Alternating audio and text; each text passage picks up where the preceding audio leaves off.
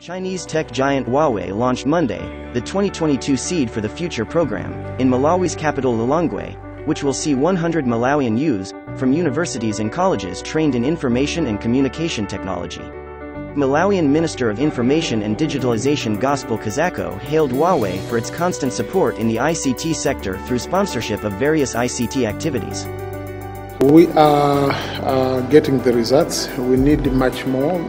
We need more people, more numbers. At the moment, that's what we have, and we appreciate. We are moving forward, and we are making progress.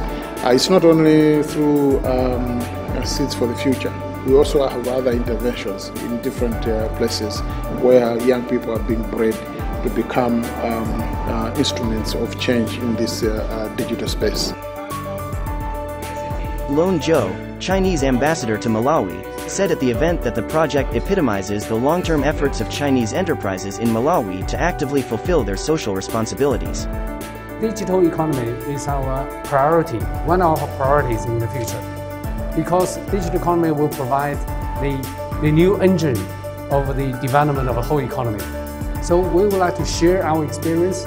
So we would like to work with Malawi on the road of digitization. Seeds for the Future is Huawei's global flagship training program conducted in many countries and aims to develop skilled ICT talents. Huawei have been in Malawi for more than 16 years. We don't want just to bring our solution here. We also want to help and support Malawi to get more talented ICT people to utilize more on the ICT infrastructure. I'm meeting people from different universities, so I'm learning a lot of things. We learn, but it's limited, so other people are teaching us a lot of things to learn too.